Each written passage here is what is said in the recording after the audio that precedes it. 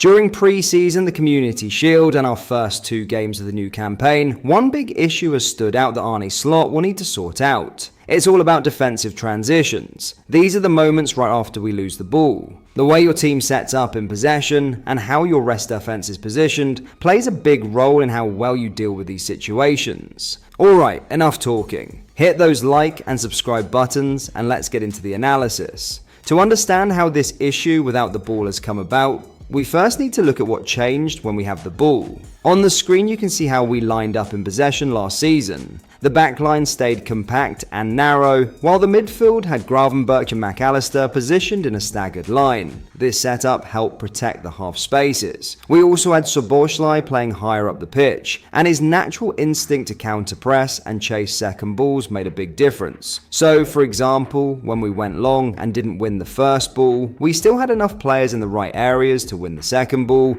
and take control of the defensive transition. Even when Trent had the freedom to push higher up the pitch, we still had Konate covering his side, with players like McAllister and Szoboszlai holding the centre from higher up. Now, we wouldn't go as far as to call our approach in possession rigid, but the players mostly had fixed positions and clear roles to stick to.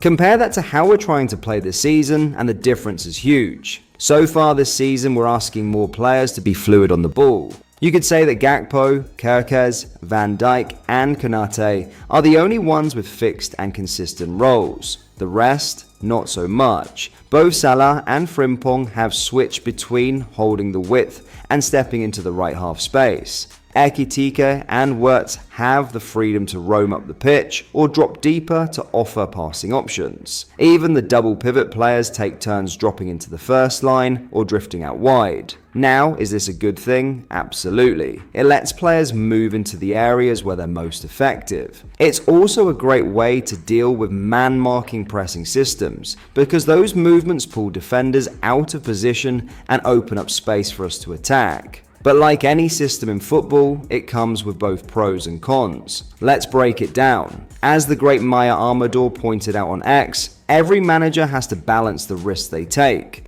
There's distance, which is how far apart players are from each other, and there's mobility, which is how much they move to get into positions. If you want to increase one, you usually need to reduce the other. But if you choose to take both risks at once, you end up facing problems like weak rest defense, physical fatigue, and even cognitive fatigue. So far this season, it looks like Slot is going for both risks. That puts him in a similar category to managers like Pochettino, Erik ten Hag, Postecoglou, and Bielsa. These are all talented managers, but they've struggled in the Premier League at times, mostly because of the same 3 issues that come with this approach. So let's take a look at some situations from different games that help show exactly what we're talking about. Against Crystal Palace in the FA Cup, you can see our 3-1 rest defense setup, nothing wrong with that at first. But as we progress the ball down the flank, Szoboszlai drops deeper than usual. This means he has to make long sprints to counter press, which leaves the backline more exposed. On top of that, Van Dijk steps out to press Mateta, leaving Konate as the only defender behind.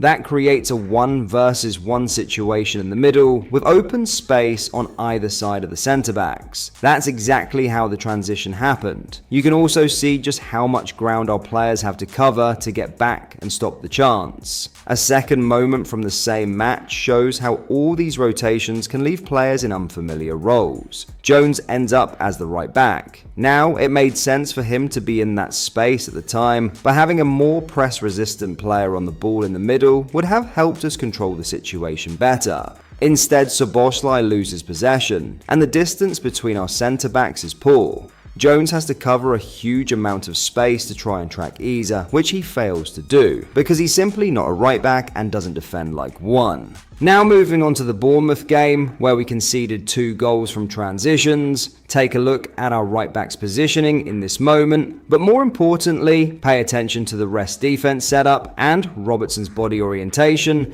compared to Konate. Just before Bournemouth started their transition, we were actually the ones about to win the ball back and launch an attack of our own. In that split second, Robertson took a few small steps forward to join what looked like a promising move. Now we all know how adventurous Robertson is, but check Konate's stance at that same moment. His positioning was already quite aggressive, but he wasn't making a move to join the attack. That's exactly why Robertson probably shouldn't have pushed forward either. It seems like Slot wants the fullbacks to be extremely aggressive and flood the opposition box whenever the chance comes. But when both fullbacks commit like that, it leaves the rest defense exposed. That's exactly what happened here, and it led to us conceding against Iraola's side. Against Newcastle, even though we didn't concede from transitions, the Magpies still had moments where they could have caused us more trouble on the counter. This situation on your screen came after we took a short free kick on the opposite side, which explains why both Konate and Van Dijk were attacking the box. The issue here is that we had 9 outfield players pushed high up the pitch. Also, take a look at where Gravenberch is. That left Kerkez as the only player sitting deeper to cover. Now, Gravenberch did a good job recovering and covering the central area, but you can still see Konate and Van Dijk sprinting back to defend. This highlights again the physical and mental load that comes with maintaining big distances between players. Luckily, the transition was delayed and Kerkez managed to stop it. But there have been some positive signs, or at least signs that Arne Slot is working to fix the issue. For example, in this clip, you can see Newcastle slicing through us right after winning the ball. That's a classic offensive transition. They went straight for the space left behind by Jones, who had just pushed forward a second earlier to support the attack after we regained possession. That movement is what created the big gap in midfield. The good news is, check our rest defense structure here. The players were in position to defend the counter, and the only real weakness was on the right hand side. Even then, Szoboszlai was able to recover and shut down the transition before it became dangerous. So, to sum it all up, what we've seen across these early games is a clear shift in how we play with and without the ball under Arne Slot. There's a bigger focus on fluidity, with more freedom given to players across the pitch. That in itself isn't a bad thing. It can open up new angles, help us break down man-marking systems, and allow our top players to operate in their most dangerous areas. But that freedom comes at a cost if it isn't backed by structure behind the ball. The lack of balance between mobility and positioning is the key issue here. We've seen moments where players are caught too far apart, forced to cover massive distances in transition, or end up in positions they're not used to defending from. Slot clearly has a vision for how he wants the team to play, and that includes aggressive fullbacks, dynamic midfield rotations, and players constantly switching roles in possession. The challenge now is making sure that freedom in attack doesn't lead to chaos in transition. That means building a rest defense that holds shape no matter how fluid we are going forward. What's encouraging is that there are signs of progress. We're starting to see more awareness in our rest defense, better positioning off the ball, and players recovering quicker when transitions do happen. It's still early days, and ironing out these details will take time. But if Slot can strike the right balance between freedom and discipline, this team has the tools to play exciting, effective football without being vulnerable every time we lose possession. And that's a wrap on today's breakdown. Hopefully this gave you a clearer idea of what's been going on with our defensive transitions and how Arne Slot is trying to deal with it. It's still early in the season, and while there are problems to solve, there are also promising signs that we're heading in the right direction. If you enjoyed the video or learned something new, make sure to hit that like button.